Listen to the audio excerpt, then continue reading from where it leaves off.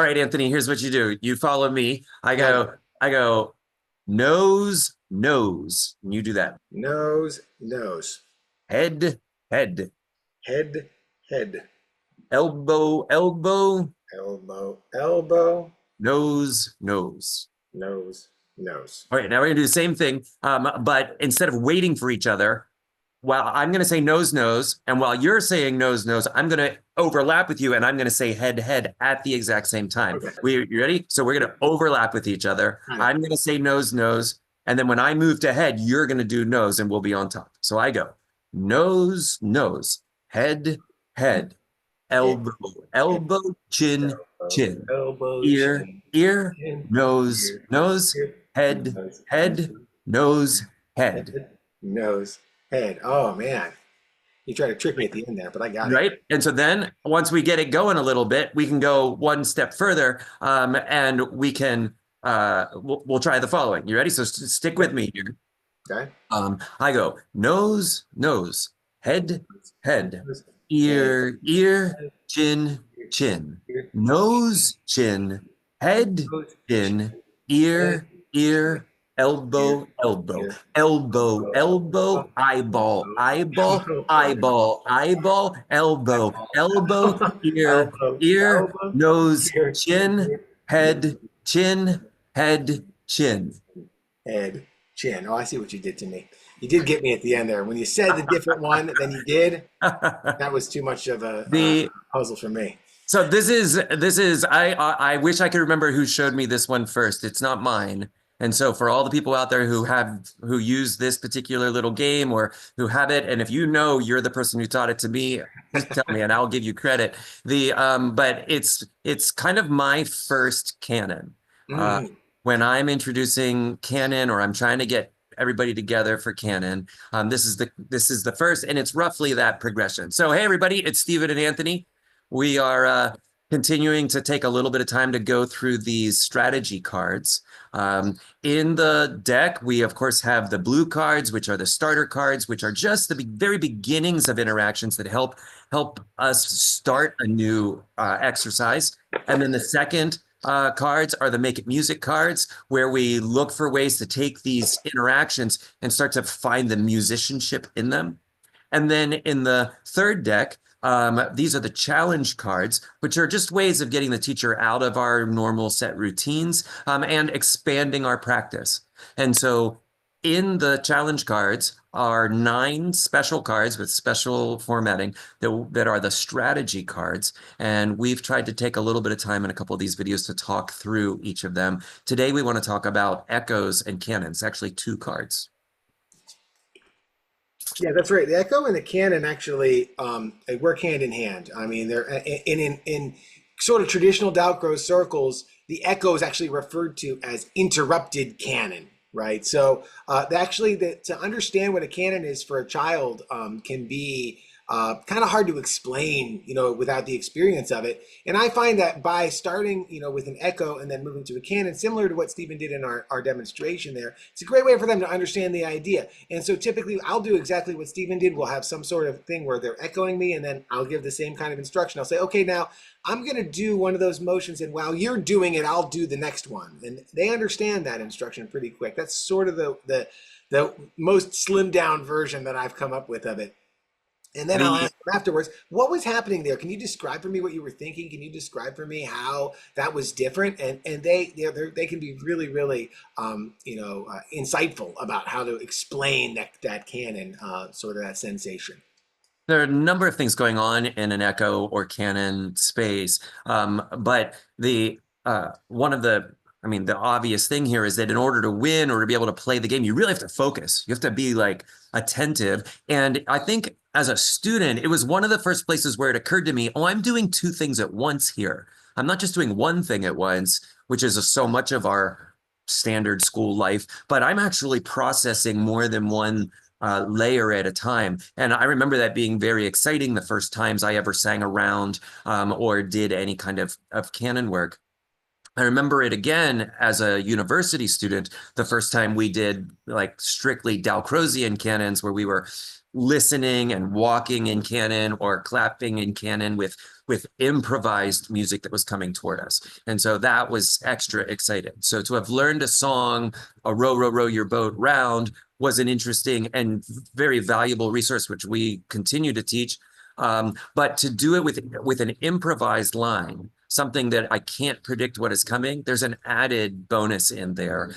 And so this is one of our Dalcrozian strong arms. This is why it fits so tightly in the Dalcroze strategies.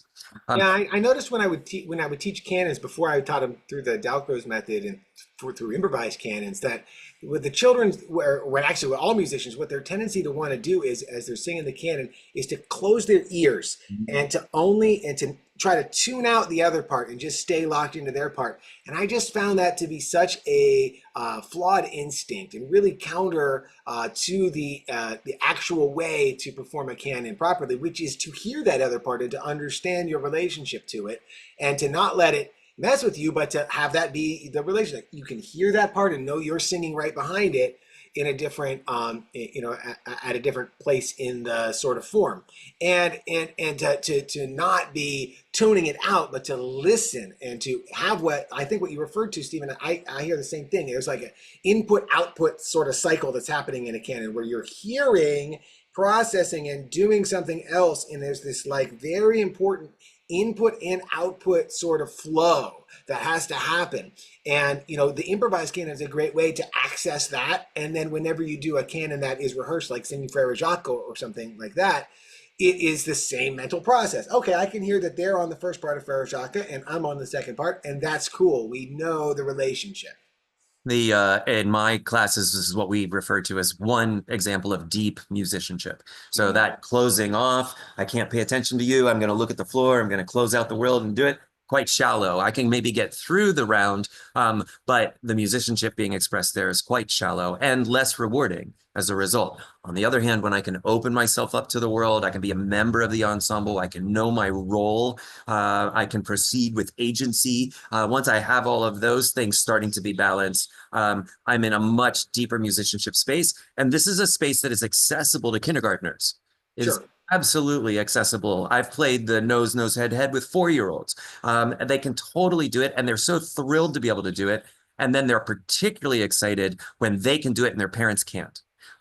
It is like I've multiple times, it's one of the simple little exercises we can pull out on observation day, or, when the parents or when the administrators come to watch what's going on. And then of course, we play the game and we invite them to play the game with us. And in the same way I could trip up Anthony there, having us not rehearse the game, any adult's going to get tripped up until they've had enough chance to get in the groove of it. And so it's a place where the student can recognize they have strong arms that not everybody under the sun does. And they've been working on skills. So I had I was some. going to say, and when you're doing a canon, let's say you're using the cards and you've pulled a canon card and you're going to try to make a canon out of it. One thing to remember, it's really good to do is let the students lead. To make sure you flip that over so that they get a chance to be the leader of the canon, because that is an important job as well in a different skill set, in a different mindset, to be the leader of the canon, to be selecting and improvising ahead of everybody and keeping the flow steady so that they can follow. And so, I always try to remember that as a really important element to the canon. Is it's one thing to learn how to follow a canon, it's another thing to learn how to lead a canon, and the children need to have that exposure as well. It's so good. Well, we should take a second and we could sort of rebuild this through 3 levels of canoning. Two of them we explain explicitly in the book. So the first one is that first card, which is make it an echo. And so in an echo version, just to state the very obvious here, in an echo version of my nose, nose, head, head game, I do it and then you do it and I wait for you. So I say nose, nose, and I wait for the class or whoever to repeat it. And I do head to head and I wait for them to repeat it. I could have tapped my nose 4 times or 5 times or 1 time, just figuring out the pacing that we want. But I'm doing something, everybody echoes. And of course, the students can lead that. So that this is nothing magical about the teacher. Someone else can now get up. Let's you do it. And maybe you try to find a way to expand it. You're going to improvise, maybe naming something, and maybe you said cheek and no one else had said cheek, you know, or maybe you found a gesture for arm rather than a hit for arm. Like there'd be lots of ways that we could sort of build out the echo as we expand our vocabulary. Maybe the requirement is that you lead the echo through levels in space, not just touching, but something has to stretch and something has to crouch. And so there'd be lots of different ways we could sort of build the vocabulary into the echo. And then there's a second, Anthony, did you want to, I know you use this, the pattern canon. Yeah, sure. Yeah. So, then moving from that sort of echo flow into a canon, you could skip right to it and you could do like we said, but there's a way to do it, which is sort of interesting, which is to say, I'm going to do a pattern. I want you to just follow me, right? And then when I change, I want you to do the one that I was just doing, right? So only when I change. So if I go here, now you're on the nose, right? So that this gives the children especially a chance to sort of catch up and notice that, okay, oh yeah, see, there we go. You're always going to be one behind me, and we're not going to worry about, there we go. See, yeah, we got it. And then now what I can do is I can start to fall into a groove with that and do them. I can sort of gradually become a little quicker with them. And then eventually what I like to do is just do one of each and see if they can do it. And sometimes they can, and it goes pretty fast. You got to do it. It's tough. So that sort of intermediate step of not having necessarily that meter established of like this many in a pattern is a really good way. And this was something that was brought up in our short course by our good friend and colleague Jack Stevenson, who is Dalcroze legend, as a really great intermediate step. And I totally agree with that, to take out the pressure of, okay, now we're going to do it every 4 times or whatever. It's just a really good way to allow the students to sort of, okay, I get the relationship between these two things before then saying, okay, now we're going to do it. I'm going in a pattern, and then, really moving through them. And then that's a really interesting way to kind of, without them even realizing it, increase the degrees of difficulty. Yeah, you don't even have to tell them what you're doing. There at no point in Dalcroze world do we ever have to say the word canon out loud. It is a concept, it is a musical technique, and maybe it's useful for whoever your students are to know and be able to name what is the technique that's being utilized. But in many, many other cases, probably a majority of cases, the Dalcroze attention here is just that they participate, that they experience, not necessarily they can name it. They don't need to name our pedagogy. They just need to be a part of it. So I could say, oh, let's play a game. You do what I do, or you after me, nose, nose, and then they nose, nose, and then me head, head, and then they head, head. I don't need to say that's an echo. I can, but I don't need to. Then I say, okay, now we're going to do it this way. Don't go yet. I'm going to show you. I'm going to do a bunch of noses. And when I move to my head, you do noses. And now you're doing noses. And when I go to my ear, you do heads. And now you're doing heads. And so we know as pedagogues that maybe we would call this a intermediate or a pattern canon, because we haven't established how many times I'm going to touch my ear before I move on. And then, as Anthony was saying, you can, after you've played that a couple times, you can start to hone it in. Instead of touching my ear 7 times, maybe I touch my ear 4 times. And then 2 more rounds after that, I only touch my ear 3 or 2 times, or eventually 1, 1, 1. And when you're in the 1, that's certainly a true canon. But you could also do it, of course, 3 times each, 3 times each, 3 times each. And as soon as they can feel the meter or the predictability of it, we would consider that the classic canon. I'm just remembering I did another step in there too. It was interesting that I would say, I'm going to tap one, and I want you to tap one, but it can't be the same as me. It has to be a different one than me. And then, so make them pick.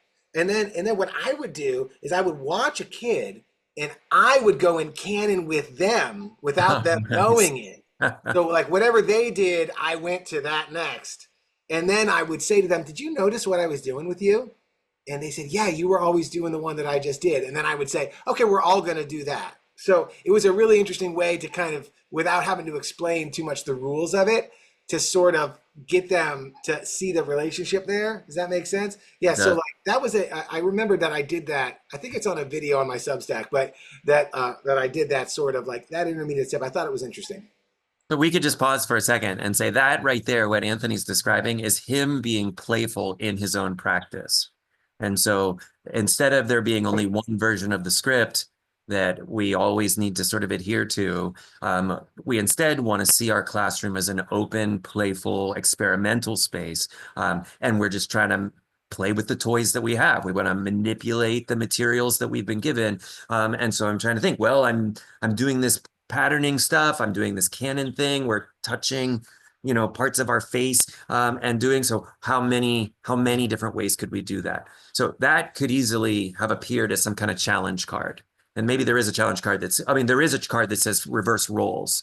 So Hmm. there's a card in here somewhere where it's like now the student's the teacher and the teacher's the student, which actually Anthony's demonstrating there in his following the student, taking them as the leader, and he all of a sudden is in canon with them. That mindfulness, that kind of work, that's central to the Make It Music project. So we hope you all will look for it. If you have other intermediate steps between a simple echo and a more strict canon, we'd love to hear about it. So send us a note through makeitmusic.com, make-it-music.com. Send us a note and tell us how are you using canons in your class. And we hope to see you all back here soon.